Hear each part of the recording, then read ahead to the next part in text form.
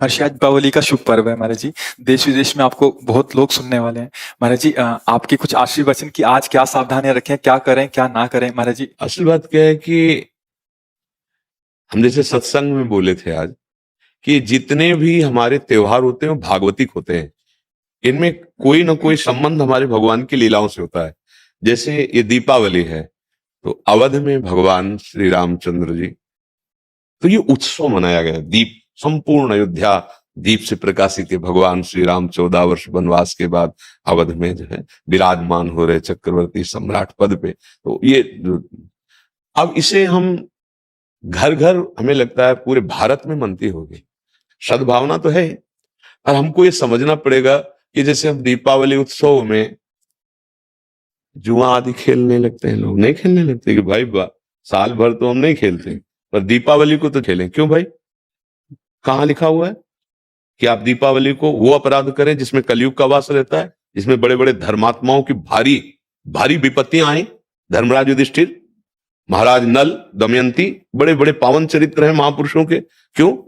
द्यूत कीड़ा में कलयुग का निवास है। कलयुग शराब पीना, मांस खाना, पर स्त्री गमन करना, स्वर्ण चोरी करना, द्यूत कीड़ा करना। द्यूत माने जुआ खेलना। तो जैसे दीपावली को, ज्यादा तो हमें ज्ञान नहीं, पर गांव में हमने देखा था कि जो लोग नहीं खेलते थे वो भी खेलते थे। आज हम दांव लगाएंगे पर प्रभु से पूजन करो, अपने प्रिया प्रीतम का या भगवत विग्रह किसी का, और बैठ जाओ माला लेकर के 12 बजे रात्रि तक खूब नाम मंत्र जप करो। बड़ा शुद्ध, कई गुना बढ़ करके लाभ मिलता है। दीपक जला लो घी का, खूब गुरु मंत्र जपो, नाम जप करो, द्यूत कीड़ा आदि नहीं। ये सब आपको असत मार्ग में ले जाएगी। तो ये जो हमारा त्योहार है इसका आंतरिक विश्वरूप है। हमारे हृदय में भक्ति कर दीप, प्रेम कर बाती। हमारे अंदर ज्ञान का प्रकाश। जैसे हम घर में दीपक जलाते हैं तो अंधेरा जाता है ना, बाहर के अंधेरे जाने से हमारे हृदय का अंधकार तो नहीं मिटेगा ना। तो हमें हृदय का भी अंधकार नष्ट करना है। जब बाहर की दीपावली इतनी खुशी दे सकती है तो अगर अंदर की दीपावली हो जाए तो कितना आनंद आ जाएगा। फिर तो हम आनंद सिंधु में डूब जाएंगे। कौन सा दीप अंदर जलाया जाता है? भक्ति का दीपक और प्रेम की बाती। अगर भक्ति का दीपक, प्रेम की बाती हो जाए तो उस प्रकाश जो प्रकट होता है उसे ज्ञान कहते हैं। उस ज्ञान से ये जितनी भी चिंता, शोक, दुख, मृत्यु आदि का भय है, ये सब नष्ट हो जाएगा। आप शरीर नहीं है, आपका स्वरूप सच्चिदानंद है। किसी भी शस्त्र अस्त्र की ताकत नहीं कि आपको मार सके, और ये शरीर बच नहीं सकता क्योंकि ये प्रकृति का है और ये मरेगा। जैसे ये बच्चा से कब जवान हुआ, कब बूढ़ा हुआ आपको पता नहीं चला, ऐसे ही कब मृत्यु आ जाएगी आपको पता नहीं चलेगा और शरीर छिन जाएगा। ये प्रकाश होता है अंदर। और जब ये बात पता चल जाती कि मैं कौन हूं तो नाच पड़ता है आत्मानंद। यज ज्ञात्वा स्तब्धो भवति, मत्तो भवति, आत्मा रामो भवति। जिसको जान लेने पर वो शांत हो जाता है, वो मस्त हो जाता है, वो आत्मा राम हो जाता है। ये आई दिवाली अंदर की। तो ये भक्ति कर दीप और प्रेम कर बाती किसी बाजार में नहीं मिलती है। ये बाहरी दीपक और बाती तो बाजार में मिल जाती है, लेकिन ये भक्ति कर दीप, प्रेम कर बाती कहां मिलेगी?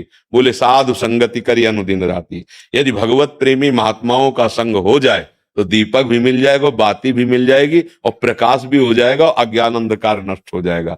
हमें लगता है खूब बढ़िया दीपक जलाए और मंजीरा उठावे, भगवान नाम कीर्तन करे 10, 20, 50 लोग मिलके, फिर एकांत में नाम जप करे, ठाकुर जी को भोग लगाए, आरती करे। तो ये सात्विक। भगवान आए तो सब उत्सव मनाए, आनंद मनाए, आसुरी प्रवृत्ति वाला कोई भी कार्य ना हो। और अंदर भी जब हम नाम जप करेंगे, भक्ति करेंगे तो अंदर प्रकाश बहुत जरूरी है। आज हमारे बाहर तो प्रकाश की बहुत बढ़िया व्यवस्थाएं हैं, हाइलोजन, बिजली सब चल रही। जब बिजली नहीं तो जनरेटर से चल जाएगा। अंदर अंधकार छाया हुआ है, नहीं छाया हुआ। इस अंधकार में जब तक दीपावली नहीं होगी तब तक वास्तविक आनंद का अनुभव नहीं होगा। और यहाँ तो आनंद, जैसे हम देखो अंधकार में क्या, रस्सी को सांप समझ रहे हैं, भयभीत हो रहे हैं। शरीर में इतनी आसक्ति, मैंने मान लिया मैं स्त्री हूं, मैं मान लिया मैंने पुरुष होना ही है, तू ये तेरी पोशाक है, और जितने भी दुख है सब इसी में आते हैं। तू काहे को इसको पकड़े हुए है? तू अपने स्वरूप को देख, तू अलग है। अब ये बात समझने के लिए साधन चाहिए। अब तुम गंदे आचरण करते हो, गंदा चिंतन करते हो, कैसे तुम अपने स्वरूप को जानोगे? तो यही ज्ञान, प्रकाश, यही ज्ञान हो जाए कि मैं भगवान का अंश हूं, जैसे भगवान कहते हैं ममैवांशो, और भगवत प्राप्ति करना मेरा परम धर्म है। आनंदमय गृहस्थी में महात्मा हो जाओगे। इतना आनंद रहता है उसको जो भगवत प्राप्त है, जो भगवान के चिंतन में। भारी से भारी दुख उसे कहीं भी विचलित नहीं कर सकता। आएगा दुख, बचो। दुख आने के पहले जहां दुख का प्रहार होना है उससे अलग हो जाओ। बिल्कुल आप अलग हैं। जैसे मेरी टेबल, मेरा हाथ, तो मैं हाथ तो नहीं हूं ना। ऊपर पूरे मेरा शरीर, खुद आप बोल रहे हैं मैं शरीर, ऐसा तो नहीं कोई कहता। मेरा शरीर मतलब ये मैं नहीं हूं। ठीक, अंदर चलते हैं। मेरा मन, मेरी बुद्धि, मैं तो नहीं बोला। फिर और अंदर चलते हैं, कारण शरीर, वो स्वभाव का आ जाता है। बोले मेरा स्वभाव ऐसा नहीं है।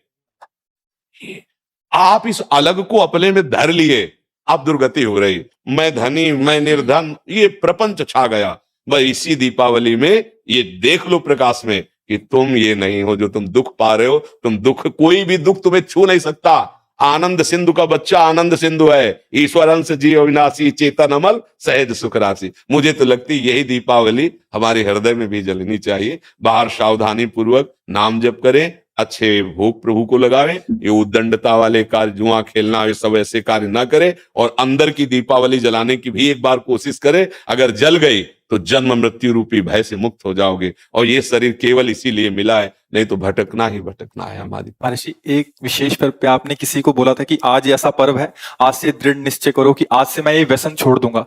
तो महर्षि जी, आज बहुत सारे नए युवक भी आपसे जुड़े हैं महर्षि जी। तो महर्षि जी, आपकी तरफ से उनके लिए, क्योंकि उनको एक दृढ़ता चाहिए कि कोई तो एक बोले हमें कि आज से व्यसन नहीं करूंगा। हाँ, हम तो प्राय हर एकांतिक के समापन में सबसे कहते हैं, ए भैया तुम आए हो, आज से तुम गलत आचरण न करो, शराब न पियो, माताओं बहनों की तरफ पाप दृष्टि से मत देखो।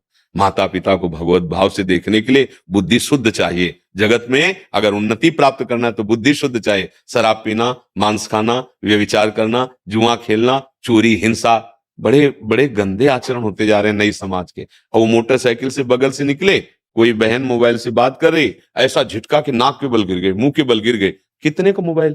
जंजीर सोने की चैन कितने को की? 40,000, 50,000। पकड़ा, राक्षसी बुद्धि से खींचा, और वो तो मोटरसाइकिल में बैठा ऐसा खींचा, वो कई तरह गिरती। ये क्या हो गया? बुद्धि भ्रष्ट हो गई। हमें लगता है कि अगर हमारी बात आपके कान तक पहुंचे, जो तुम्हारी दुर्गति कराने वाली बात है, अगर इसको छोड़ दो तो हमें सुख मिलेगा कि हमारा भारत देश का समाज एक धार्मिक समाज, एक शांति प्रिय समाज और स्वयं परमानंद में डूबने वाला बन जाए। ये तुम्हें नशेबाजी, गंदे आचरण, बड़ा देखो ना क्या परिणाम होता है। मान लो 2-4 बार नहीं पकड़े गए आप, लेकिन जब पकड़े जाओगे तब ऐसी पिटाई होगी यहां, और आजीवन का। अगर छूट भी गए तो यहां से तुम भले छूट जाओ किसी प्रमाण देकर, लेकिन एक और न्यायालय है जहां राय पाई की चूक नहीं होती, कोई घूस नहीं चलती, वहां के न्यायालय से डरो पक्का। यहां तो मान लो आप इधर उधर करके प्रमाण दे के बच सकते हो या कुछ ले दे के, लेकिन एक न्यायालय जहां कुछ लेना देना नहीं है, किसी गवाही की जरूरत नहीं, वो स्वयं सर्वसाक्षी हो। तो पाप कर्म का त्याग, गंदे व्यसन, गंदे आहार का त्याग, यही भारी उत्सव हो जाएगा। यही हम भेंट मांगते हैं। जब कोई एकांतिक में कभी भाव आता है तो ये कहते हैं आप सब ये गंदे आचरण यहाँ छोड़ जाओ, धाम है भगवान का। और जो मान लो ठीक कहा कि दिवाली का पर्व है तो कुछ न कुछ लेन देन भेंट होती है ना, भाई कोई परिजन आए, उनके खवाया पियाया कुछ। तो हमारी प्रियता यही है कि तुम सुखी रहो, तुम स्वस्थ रहो, तुम मुस्कुराओ, तुम आनंदित हो। कैसे? अच्छे आचरणों से, भगवान नाम जप से। अगर बुरे आचरण करोगे तो भाई तुम्हें रुपया शांति नहीं दे सकता। देखो, कोई वो चूक ना कर देना जो घर में, गांव में और समाज में आप ऐसे उठा के ना देख पाए। मात्र कुछ चंद रुपए के कारण जब हमारी बात बिगड़ जाती है तो हमारी पदवी और समाज की प्रियता सब नष्ट हो। एक गलती ने पूरा मिटिया मेट कर दिया। कोई अधिकारी जी थे तो उन्होंने मात्र 10,000 रुपए की वो प्रियता में, उनको उन्हीं के अधिकारी जन जो क्राइम विभाग कहते हैं, वो उनको ऐसे बुरी तरह पकड़ के ले जा रहे थे। अब मुझे किसी के दबाव और प्रलोभन में आकर कभी वो मत करना कि एक न्याय और विभाग है, वहां तुम्हें कटघरे में खड़ा किया जाए, क्योंकि सबका न्यायाधीश श्री कृष्ण है। वो जब न्याय करता है तो वहां किसी गवाही की जरूरत नहीं रहती। आपका पद, आपकी जो योग्यता, वो हमारे समाज के मंगल के लिए। आप नमक रोटी खाओ, भले आप कष्ट से जियो, लेकिन आप आंख झुकाने वाले नहीं बनो। आंख में आंख डाल के बात करने की क्षमता रहे और अपने पद के द्वारा अधर्म को दंड देने की क्षमता रहे। अगर आप गलती कर दिए तो पढ़ाई लिखाई, माता पिता, समाज, इससे आप आंख नहीं मिला पाएंगे, सब व्यर्थ हो जाएगा। ये क्यों व्यर्थ हो जाता है? जब हमें ये बात समझ में आती कि धन में सुख है, बुद्धि भ्रष्ट हो गई, पतित हो गई बुद्धि। नहीं, धन में सुख नहीं, धर्म में सुख है। आप देखो ना, बहुत आप अधर्म पूर्वक धन ले तो आप देखो आपका परिवार बिखर जाएगा, अशांति पैदा हो जाएगी, ऐसी संतानें पैदा होंगी जो आपको हर समय देखकर जलाती रहेंगी। पक्का विश्वास मानना, अधर्म के धन से कभी सुख शांति नहीं मिलती। और ये अधर्म तभी होता है जब हमारी बुद्धि खराब हो, और बुद्धि खराब तभी होती है जब ये 6 बातें होती है। पक्का समझ लेना, शराब पीना, मांस खाना, पर स्त्री से या पर पुरुष से व्यभिचार करना, और हिंसा करना, और चोरी करना, द्यूत कीड़ा आदि चोरी करना, जैसे ये चोरी ही मानी जाती है। अधिकार के विपरीत आचरण करना चोरी ही मानी जाती है। ये जब होगा तो कलयुग बैठ जाएगा, कलयुग को ये स्थान दे, और कलयुग जब बैठ जाएगा तब दुर्दशा करा देगा। एक बड़े धर्मात्मा महापुरुष की बुद्धि में बैठ गया कलयुग, वो मुकुट लगाने के कारण जरासंध का, तो एक ऋषि के गले में मरा हुआ सर्प डाल दिया और कारण बन गया मृत्यु का। 7 दिन में तक्षक काटेगा, ऐसा संगी ऋषि ने साप दे दिया। इसलिए बहुत सावधान। हाँ, हमारे पास भगवान की कृपा से जो आपका आना हुआ है, आप नशा रहित, आप गंदे आचरण रहित एक अच्छे मानव बने, तब आप में देवता बनने की सामर्थ्य आवे, दैवी संपदा आवे। फिर आप चाहो तो नारायण बन सकते हो।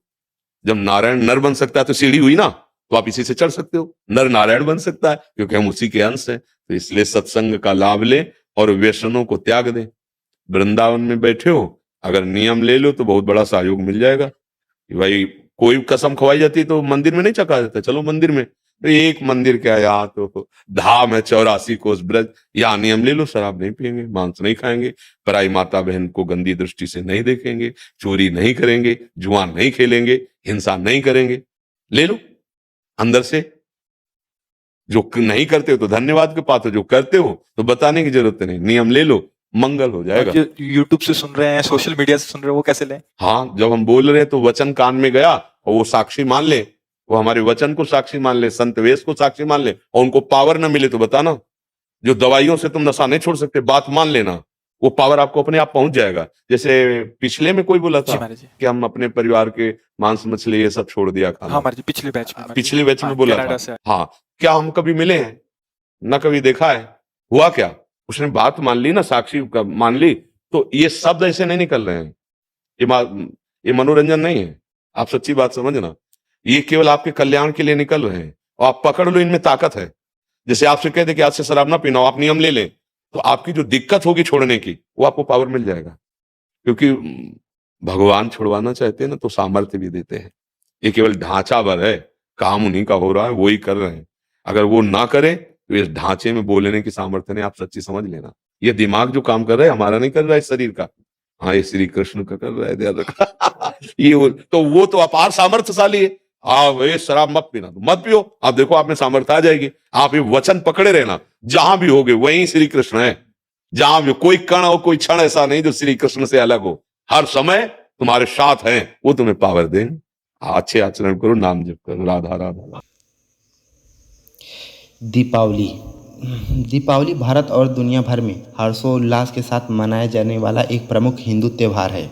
इसे प्रकाश का पर्व भी कहा जाता है। पर्व का अर्थ होता है त्यौहार, जो अंधकार पर प्रकाश, अज्ञानता पर ज्ञान और बुराई पर अच्छाई की विजय का प्रतीक है। दीपावली शब्द संस्कृत के दीप या दीपक और अवली का मतलब होता है पंक्ति से मिलकर बना है, जिसका अर्थ है दीपों की पंक्तियाँ जो पर्व के दौरान, पर्व अर्थात त्योहारों के दौरान घरों, मंदिरों और सड़कों को रोशन करती हैं। दीपावली के प्रमुख पहलू। दीपावली का एक प्रमुख कारण भगवान राम, माता सीता और लक्ष्मण का 14 वर्ष के वनवास और रावण के वध के बाद अयोध्या लौटना है। उनके स्वागत में अयोध्या वासियों ने दीपकों की पंक्तियाँ जलाई थी। इसी कारण इसे प्रकाश का पर्व भी कहा जाता है। दीपावली की रात विशेषकर लक्ष्मी पूजा के दिन तक माता लक्ष्मी की पूजा की जाती है। लक्ष्मी जी को धन और समृद्धि की देवी माना जाता है और इस दिन उनकी पूजा करने से घर में धन, समृद्धि और खुशहाली आती है। कई जगहों पर यह पर्व भगवान विष्णु के नरसिंह अवतार या भगवान श्री कृष्ण के नरकासुर के वध के संदर्भ में भी मनाया जाता है। यह बुराई पर अच्छाई की विजय का प्रतीक है। इस दिन लोग अपने घरों और स्थानों को दियों और रंग बिरंगी रोशनी से सजाते हैं और पटाखे जलाते हैं। माना जाता है कि दियों और रोशनी से वातावरण शुद्ध होता है और नकारात्मक ऊर्जा दूर होती है। दीपावली केवल एक दिन का नहीं बल्कि 5 दिनों का त्यौहार होता है। ये दिन है धनतेरस, छोटी दीपावली, मुख्य दीपावली, गोवर्धन पूजा, भाई दूज, पहला धनतेरस। इस दिन भगवान धनवंती की पूजा की जाती है। लोग इस दिन एक बर्तन सोना या चांदी खरीदते हैं जिसे शुभ माना जाता है। नरक चतुर्दशी, छोटी दीपावली। इस दिन भगवान श्री कृष्ण द्वारा नरकासुर का वध किया गया था। इसे बुराई पर अच्छाई की विजय के रूप में भी मनाया जाता है। मुख्य दिवाली, इस दिन लक्ष्मी जी की पूजा होती है और घर में दीप जलाए जाते हैं। लोग अपने घरों में संपन्नता और समृद्धि के लिए प्रार्थना करते हैं। गोवर्धन पूजा, इसे अन्नकूट भी कहा जाता है। इस दिन भगवान कृष्ण द्वारा गोवर्धन पर्वत उठाकर गांव के लोगों की रक्षा करने की कथा को याद किया जाता है। भाई दूज, इस दिन भाई बहन के पवित्र रिश्ते का पर्व मनाया जाता है। बहनें अपने भाइयों के लंबे जीवन और सुख की कामना करती हैं। दीपावली का उत्साह हर व्यक्ति को एक नई ऊर्जा और आशा से भर देता है और इसे संपूर्ण भारत में विभिन्न रूपों में मनाया जाता है। दीपावली का पर्व बहुत प्राचीन है और इसे हजारों सालों से मनाया जा रहा है। इसका सबसे पहला उल्लेख ऋग्वेद और रामायण जैसे प्राचीन ग्रंथों में मिलता है। यह पर्व सतयुग में भगवान राम की अयोध्या वापसी द्वारा, द्वापर युग में भगवान कृष्ण द्वारा नरकासुर के वध और अन्य पौराणिक घटनाओं से जुड़ा हुआ है। इससे कुछ संबंधित तथ्य यहाँ पर है। जब भगवान राम ने रावण का वध कर अयोध्या वापसी की थी तो नगरवासियों ने उनके स्वागत में दीप जलाए थे। इसे दीपावली के प्रारंभ के रूप में देखा जा सकता है। द्वापर युग में भगवान श्री कृष्ण द्वारा नरकासुर का वध करने के बाद इस दिन को विजय के प्रतीक के रूप में मनाए जाने का प्रचलन हुआ। इसे भी दीपावली के रूप में जोड़कर देखा गया है। संक्षेप में, दीपावली का त्यौहार युगों से हमारे समाज में धर्म, संस्कृति और परंपरा के साथ गवाही से जुड़ा हुआ है और समय के साथ इसके मानने के तरीके और विधियाँ भी आई हैं। दीपावली का त्यौहार युगों से हमारे समाज में धर्म, संस्कृति और परंपरा के साथ गहराई से जुड़ा हुआ है और समय के साथ इसके मानने के तरीकों में भी विविधता आई है।